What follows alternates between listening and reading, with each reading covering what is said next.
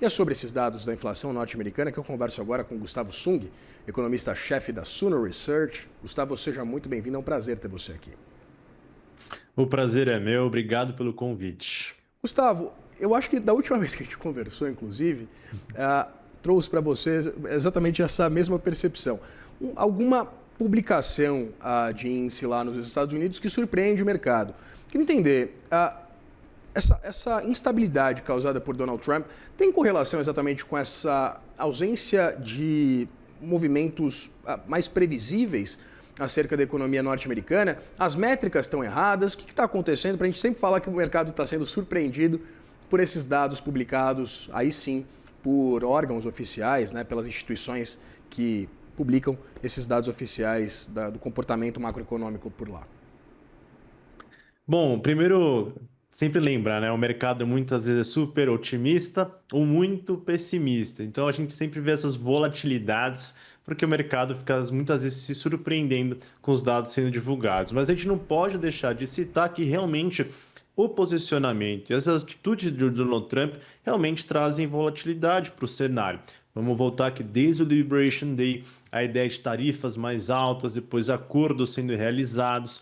Isso, de fato, aumentou a tarifa média de importação nos Estados Unidos, o que trouxe custos maiores para as empresas. E a dúvida do Fed sempre ficou: qual seria o impacto das tarifas sobre os preços da economia? Hoje, olhando para trás e os dados, já observamos que os impactos sobre a economia estão sendo mais moderados, porque muitas empresas estão absorvendo esse custo para manter a competitividade dos seus preços e dos seus produtos. Mas a gente precisou esperar dados serem divulgados para a gente compreender que, por exemplo, no dado de que saiu hoje, bens duráveis eles estão desacelerando pelo segundo mês consecutivo e bens duráveis têm uma certa relação maior com as tarifas. E a gente não pode deixar de citar o shutdown do final do ano passado, que postergou a divulgação de diversos dados do BLS, que seria o nosso IBGE, foram postergados, como trouxe anteriormente, e isso atrasou de fato a leitura. Então, o mercado e os economistas estão tentando compreender nessa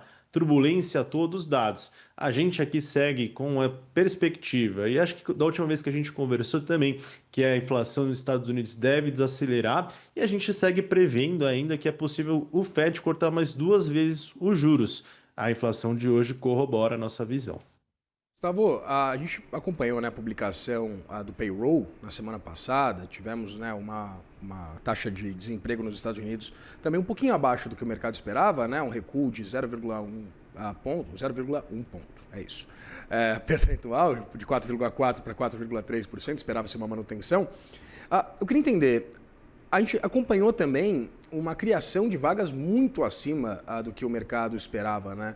Foram 130 na verdade, com contrapartida, uma previsão de 70 mil vagas, se eu não estou enganado.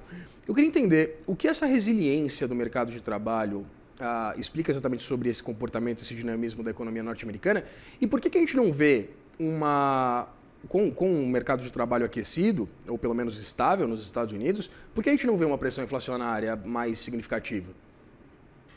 Acho que o primeiro ponto que eu queria citar é que o mercado de trabalho segue resiliente e foi até uma percepção que o Fed trouxe na última reunião, mostrando que, se nós olharmos a reunião de dezembro ou setembro, se eu não me engano, ele tinha mudado o comunicado dizendo que o balanço de riscos dele estava mais voltado ao mercado de trabalho, que estava dando sinais mais fortes de desaceleração.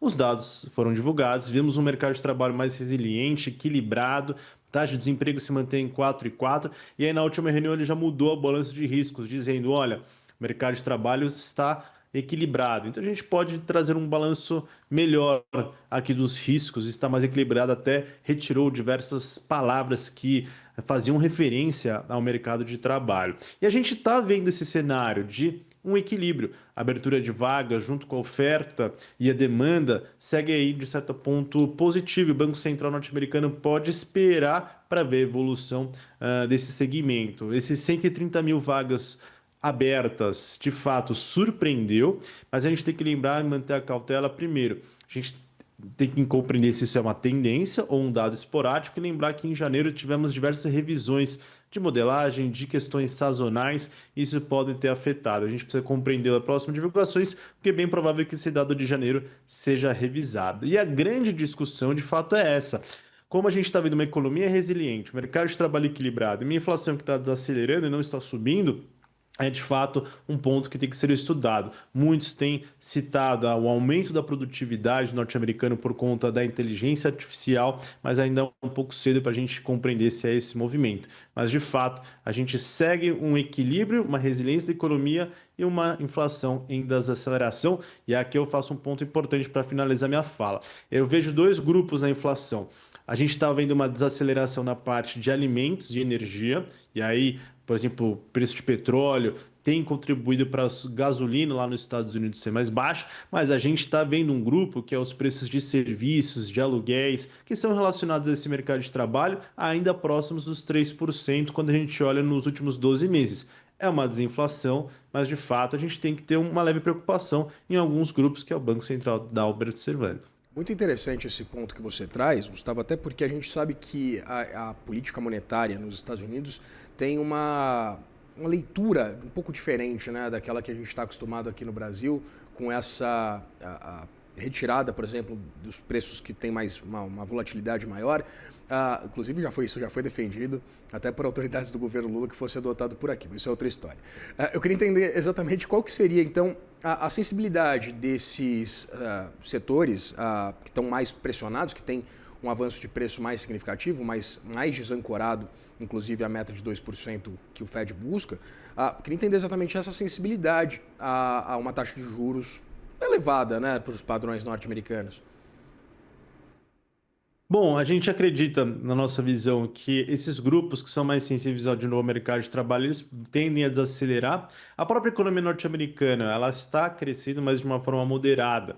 A gente acredita que o mercado de trabalho, ele também deve apresentar esse mesmo comportamento nos próximos meses, o que vai contribuir para preço de serviços, preços de habitação desacelerarem. O importante é que eles estão estáveis em 3%, 2,8%, 2,9%, não estão acelerando. De fato, o que tem contribuído são outros itens para a gente ver uma inflação mais comportada.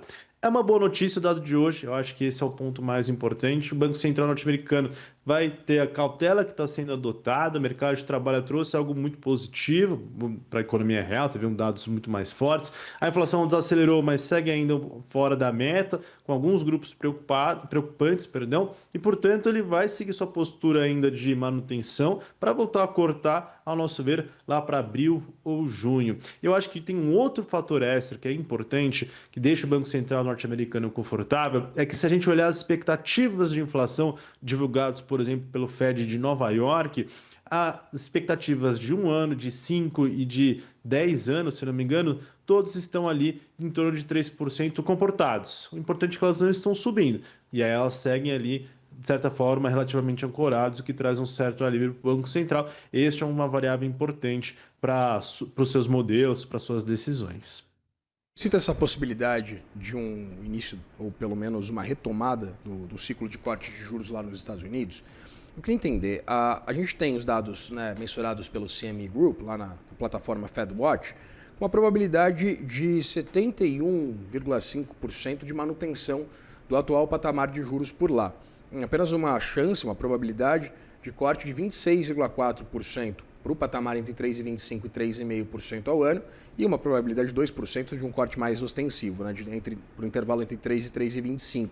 Só que esses dados, inclusive, eles apontam uma probabilidade menor hoje do que o mensurado, por exemplo, ontem, né, quando a probabilidade era de 74,6%. Eu queria entender exatamente o que a pauta, exatamente, né, o que embasa essa perspectiva ainda de manutenção por duas reuniões, né? Temos, portanto, a reunião de 18 de março, depois a reunião de 29 de abril. O que pauta exatamente essa probabilidade maior de manutenção dos juros nessas duas próximas reuniões? Eu acho que é a cautela para entender e compreender os próximos dados para calibrar a política monetária. Se nós olhássemos a tendência que tinha vindo de 2025, vou dar um dado aqui. Em 2025, se pegarmos a criação de vagas de trabalho, pegar o soma total e dividir por 12, dá uma média de 15 mil vagas criadas por mês. Se tivéssemos acompanhado uma desaceleração contínua, como o dado de janeiro, por exemplo, do mercado de trabalho em desaceleração, e uma inflação que se viesse positiva hoje, como veio para desacelerar 2,4, por exemplo, eu acho que a probabilidade de corte iria até aumentar, por exemplo, ou para março ou abril. Mas por que a gente está vendo manutenção? Basicamente porque a gente viu um mercado de trabalho que veio muito forte, como você trouxe 130 mil vagas, taxa de desemprego caiu para 4,3. Então, o Banco Central norte-americano ele quer compreender a evolução desse segmento, que é muito importante nas suas decisões, porque ele precisa desacelerar. O ruim seria ele começar a cortar juros, onde a inflação ainda está acima da meta, apesar de ter desacelerado. Mas se a gente pegar os núcleos de inflação, está ainda a 2,5, se não me engano, e esse mercado de trabalho está resiliente e trouxe uma força inesperada no mês de janeiro. Então ele não precisa, por enquanto, apressar o corte de juros. Ele pode ter o luxo hoje de esperar. E vale lembrar, declarações de diversos diretores nos últimos meses têm mostrado que a inflação nos Estados Unidos está muito próxima da neutra. O que significa isso? É aquela taxa de juros que nem acelera e nem desacelera a economia. Está no patamar de equilíbrio. Então o Banco Central norte-americano pode ter o luxo de esperar e aguardar de fato uma inflação mais comportada, próxima da meta de 2, uma taxa de desemprego que tem que começar a subir com uma desaceleração mais forte do mercado de trabalho, e aí de fato o Banco Central vai estar mais confortável com um cenário consolidado. Algo muito parecido aqui no Brasil. No Brasil também a gente segue a mesma perspectiva. O Banco Central manteve a cautela até que os pilares, de fato, para ele iniciar a flexibilização da política monetária ocorresse. Foi o que aconteceu, foi o que o Banco Central aqui do Brasil sinalizou em janeiro para iniciar em março. Esse processo precisa ocorrer nos Estados Unidos também. Conversamos com Gustavo Sung, economista-chefe da Suno Research. Gustavo, muito obrigado pela disponibilidade de conversar com a gente. Eu que agradeço. Eu que agradeço e fico sempre à disposição. Nós também. Um abraço.